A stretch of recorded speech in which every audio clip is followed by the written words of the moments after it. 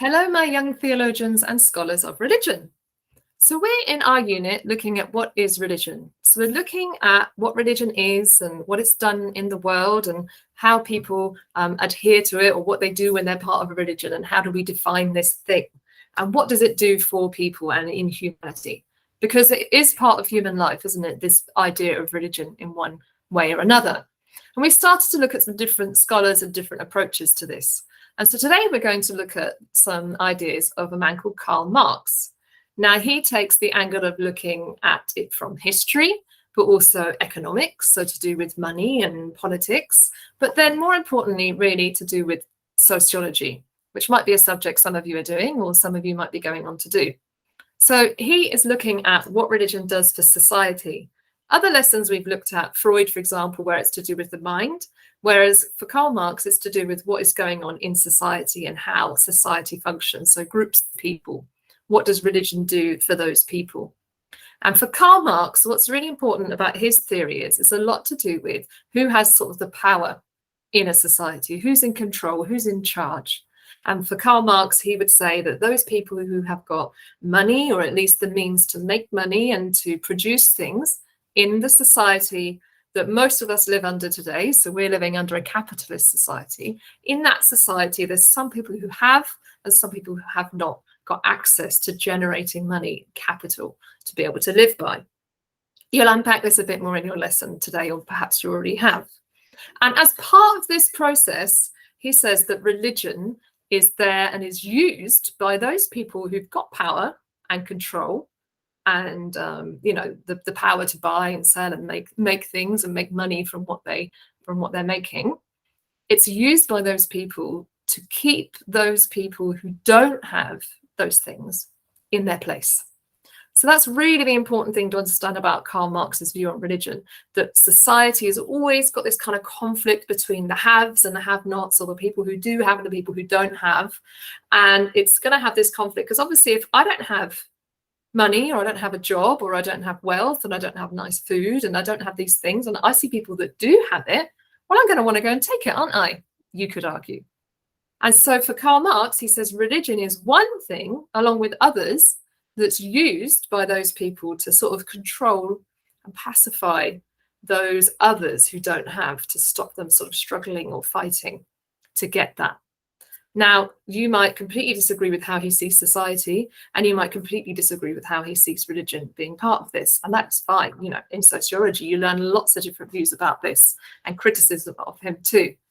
But this quote that he has really had an influence on many thinkers about religion and people in society when they think of religion. So let's unpack it.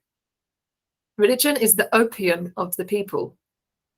Now, by opium, I don't know if any of you have ever heard of a drug called opium, or perhaps you've heard of heroin, or opiates are a specific type of drug, which is sometimes used in medicine. So sometimes in class, someone will say, oh, I was given morphine when I broke my arm in an accident, for example. So morphine, heroin, and opium are all types of drugs which are used as kind of extreme painkillers. They don't sort of take away what's causing you the pain. They don't suddenly fix your arm and then your arm doesn't hurt anymore. The way that they work is they make you not care. They make you not care about that pain.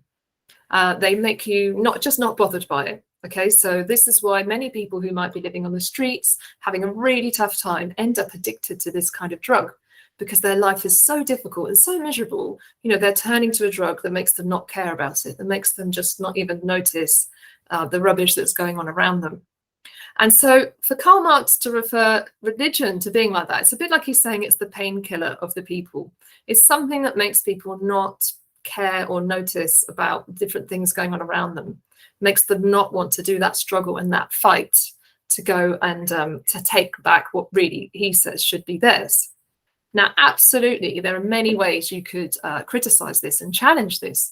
So like I said before, when I was religious and I encountered these ideas, I found that a real challenge. Like, oh, you're telling me that I don't care about things in the world, or that I don't care about me not having something and other people having it? And I had to find ways myself of being able to challenge that. Think of all the people who are religious who actually do go and do something about making things fairer in the world. And religion hasn't made them not care anymore. It's made them care even more. But for Karl Marx, really, the evidence he would use is that people are told in religion, perhaps just the type of religions he was aware of and encountered, you know, if you don't have now in this life, perhaps it's just a test and everything will be okay in the afterlife and you'll be rewarded. Or if you don't have it now, it's okay because that's the way God designed it or wanted it to be. And it's the way God meant for it to be. So there was an old song, there's a song, it's still sung in churches now. When I was Christian, we used to sing it in church, but it used to have a verse in it, in this song, a set of lines in the song. When the song goes, all things bright and beautiful, all creatures great and small, all things wise and wonderful, the Lord God made them all. Okay. And then it had a verse in there that said, the rich man at his castle, the poor man at his gate, God gave them both their places to manage his estate. So people used to sing this in church. And if I was in church and I was poor, and then the rich landowner was sat opposite me or at the front, probably the best seat in the church, I might sit there and think, oh, even though I'm poor and you're rich, well, maybe that's the way God meant for it to be. And I should just be, be good, and then it'll all be okay in the afterlife. So this is what Karl Marx was seeing. And that was his idea of what religion is. Of course, you can completely challenge that. And there's many ways you could evaluate and challenge it and say that you don't necessarily agree with that. Like I've said all the way through this course, not all atheists will agree with these thinkers, and not all theists will disagree. Some might agree and say, yeah, sometimes it is used as an opium of the people. But now it's your chance to have a think about what you think about this quote. And again, I really look forward to hearing what some of your ideas are. Okay, bye-bye.